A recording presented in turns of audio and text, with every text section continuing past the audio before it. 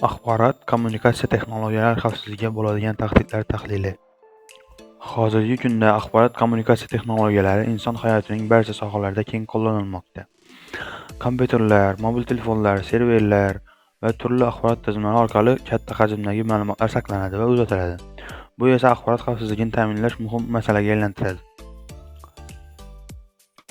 Axborot xavfsizligiga bo'ladigan tahdidlar axborotning yo'qolishi, o'g'irlanishi, o'zgartirilishi yoki buzilishiga olib kelishi mumkin. Shuning uchun axborot xavfsizligini ta'minlash har bir tashkilot va foydalanuvchi uchun muhim hisoblanadi. Axborot xavfsizligi bu axborotni ruxsatsiz kirishdan, o'g'irlanishdan, o'zgartirishdan va yo'q qilinishidan himoya qilishdir. Axborot xavfsizligiga bo'ladigan tahdidlar. Tahdid bu axborot xavfsizligiga zarar yetkazadigan omildir. Tahdidlar axborot tizimiga zarar yetkazadi va ma'lumotlarning yo'qolishiga olib keladi. Tahdid quyidagi turlarga bo'linadi: tabiiy, texnik, dasturiy, inson omili, tarmoq tahdidlari.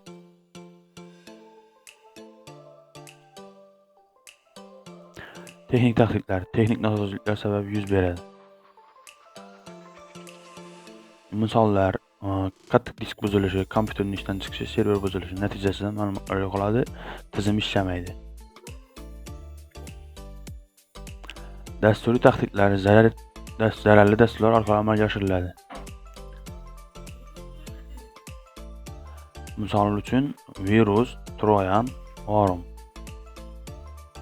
Natijasida kompyuter buziladi, ma'lumotlar o'g'irlanadi. Inson omili eng xavfli tahdid hisoblanadi, ayniqsa hozirgi kunda. Parol boshqalarga berish, xatolik bilan ma'lumotlarni o'chirish, xaker hujumi natijasida maxfiy ma'lumotlar o'g'irlanadi. Tarmoq tahdidlari internet orqali amalga oshiriladi. Misol uchun xaker hujumi, phishing, DDoS hujumlar. Natijasida tizim buziladi, ma'lumotlar o'g'irlanadi. Zamonaviy tahdidlar tahlili.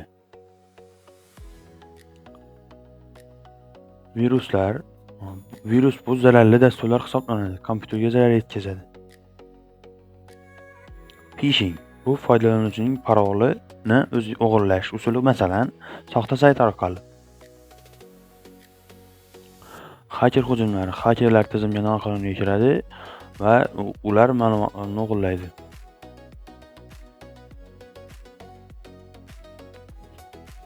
Axborotni himoyalash usullari. Axborotni himoyalash uchun quyidagilarni bilish kerak bo'ladi.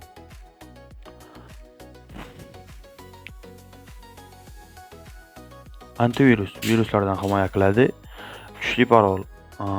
Bunda harflar va belgilardan foydalanish kerak bo'ladi. Firewall tarmoqni himoya qiladi.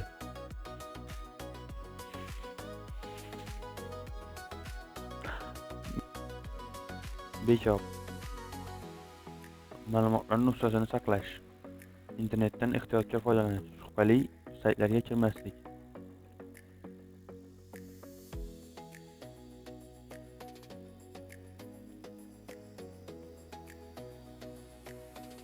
Axborot kommunikatsiya texnologiyalari rivojlanishi bilan axborot xavfsizligiga tahdidlar ham ortib bormoqda.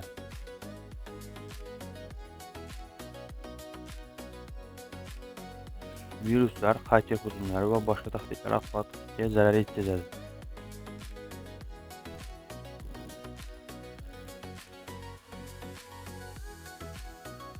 Shuning uchun axborotni himoyalash juda muhim hisoblanadi. Har bir foydalanuvchi axborot xavfsizligi qoidalariga rioya qilishi kerak.